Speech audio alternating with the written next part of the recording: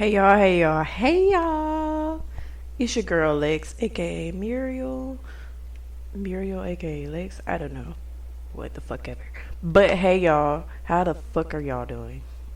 Um, I'm alright.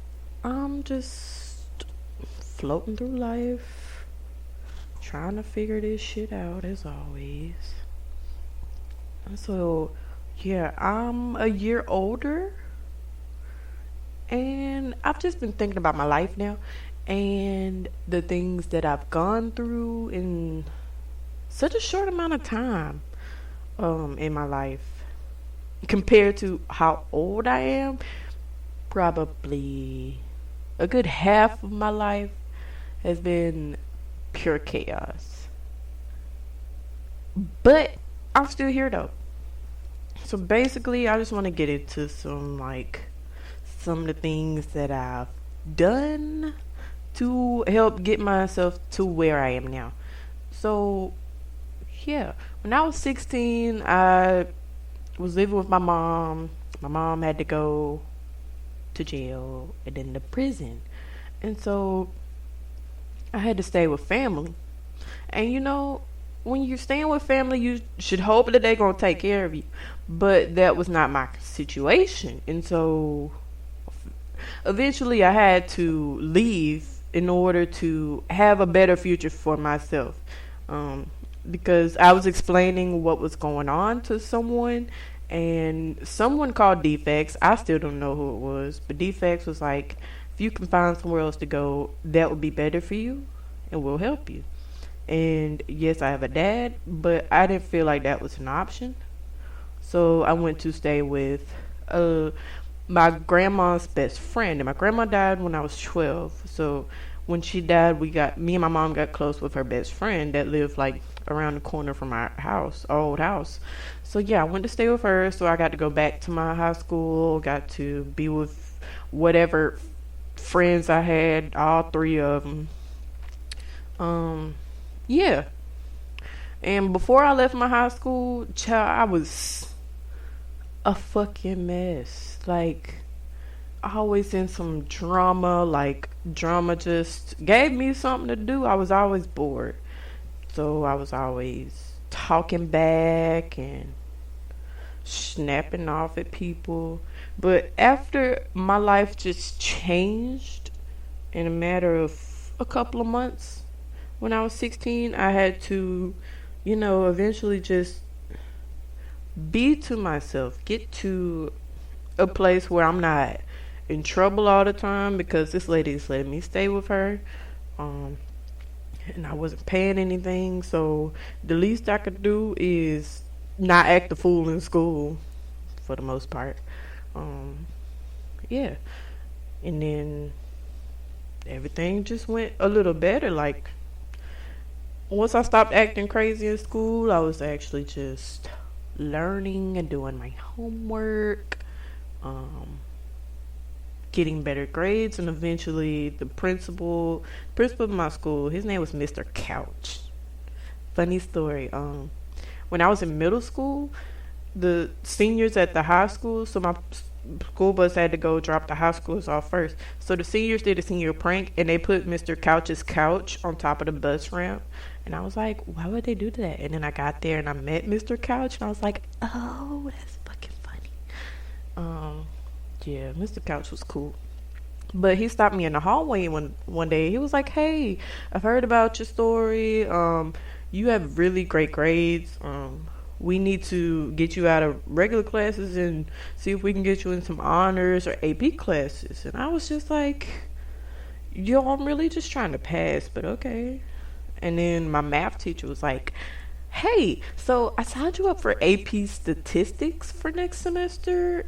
Um, so yeah, good luck with that." And I was like, okay, thanks. Yeah. But yeah, so that was my junior year when they were telling me that. So I was 16 turning 17. And then my senior year, I took AP classes. I took an honor class, honors English class. I was a chorus from ninth grade through 12th with the same teacher every day. So, same old bullshit with her. Uh, so, yeah, I didn't really have much to do besides do what I was supposed to. And then when I turned 18, well, right before I turned 18, I had a lot of back pain and I had big old titties. I was probably a size I or at least a double H because by the time I had my bra that I had, it was an H and I was busting out the top, so it was still too small. And so I had went to a plastic surgeon. One of my doctors, pediatricians, recommended a plastic surgeon. So I went over there. I called first, and they told me that I didn't need a referral with my insurance. I had Medicaid, so they were like, "Just come in. We'll figure out." Bada bing, bada boom. So I went. They figured out that I actually needed surgery. I got the surgery. Medicaid paid for it. Medicaid paid. Yeah. So I had smaller boobies. I missed a lot of class in my AP statistics class, but I still passed. I didn't get the AP credit, but that's okay, because I didn't really give a damn. I just took AP stats. I just took stats last semester, and that is not what I learned in high school. So I'm glad I took it again. And so yeah, and then from there I just made good choices. Like I did what I thought I was supposed to do. Like I thought I was supposed to go to college, get away from home, experience new stuff. It was either college, work, or the military, and I damn sure wasn't going to the military. I ain't built for that shit. Probably not built to be working for real, for real. So I was like, okay, I'll go to school. I got in. I applied to 3 schools. I got into 2. I could have gotten into the third one if I had sent them my what's that other, the ACT. If I had sent them my ACT scores instead of my SAT scores, I would have gotten into Kennesaw. But I didn't because I had already gotten to the University of West Georgia and Valdosta State. And for my 18th birthday, my best friend at the time, she took me to the University of West Georgia for a basketball game. And who were they playing? Valdosta State. And I was like, well, whoever wins the game, that's who school I'm going to. And in that fall, I went to University of West Georgia. And my freshman year, I had the time of my life. Like in the first month, school started probably, I think I moved in like August 8th, August 6th or August 8th or whatever. And by the end of August, I had lost my virginity, smoked weed for the first time, drank for the first time around people my age, partied. I had did a lot. I was in school. I was doing homework. I could come home at 4 o'clock in the morning and not have to explain it to nobody.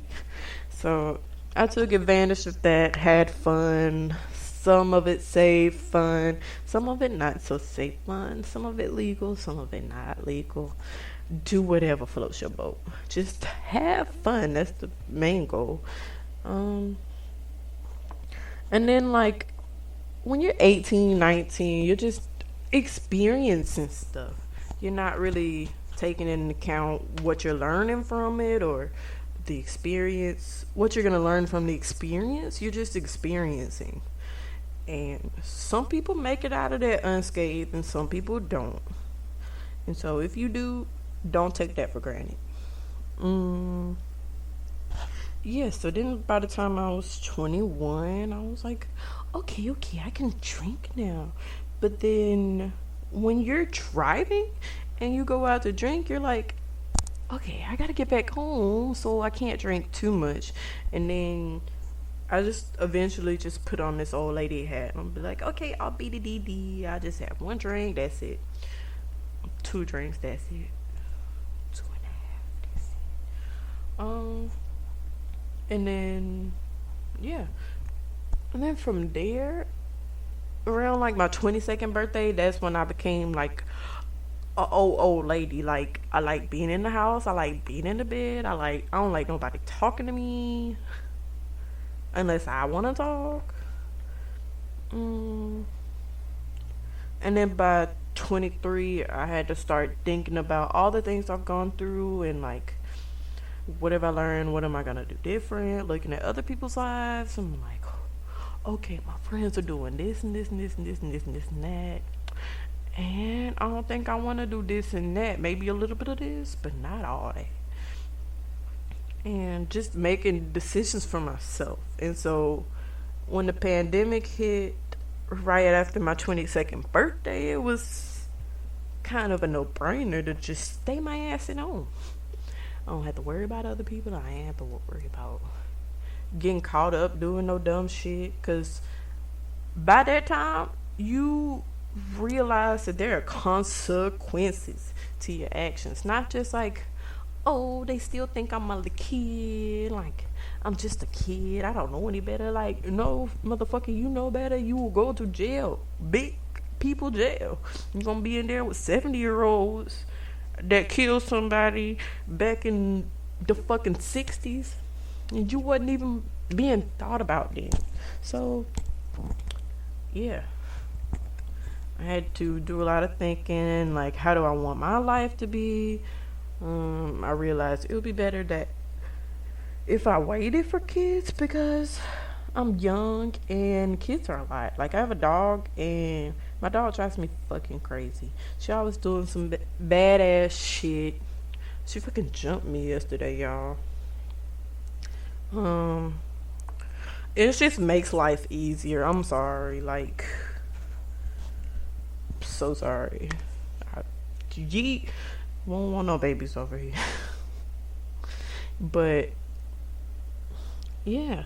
So basically all of that is just to say when you have some time by yourself, just think about the things that have transpired in your life. What you could have possibly done in that moment, what you would do differently, what you learned. Think about your friends, your family, their lives, what you would do differently, learn and unlearn things. It's about unlearning the things that you thought you knew and learning different things because you think that you're supposed to do what everyone else is doing. But if you actually sit down and look at their lives, you're gonna be like, why the fuck would I listen to them? Like, make it make sense. They ain't even got shit going for themselves. So why would I listen to you to tell me how to get shit going for myself? You ain't even got shit going for yourself. Like, I'm not understanding. But yeah, life is a roller coaster. So you're gonna be doing that for the rest of your life. I'm only 24, and child, I'm tired. Tired of learning shit, unlearning shit. But it's a part of growing. It's a part of changing, developing, getting to know yourself, getting to know your higher self, smoking weed so you can get to your higher self. Yeah, but that's just what I got for y'all right now. Just think about your life, what you could be doing differently, what you would like to do differently, what you would like your life to look like, and just go for it, baby girl, baby boy, baby them. Just go for it. I'm behind you 100%. Do what makes you happy. Do you boo boo. Okay. So yeah, that's about it. Thank y'all for listening. Bye.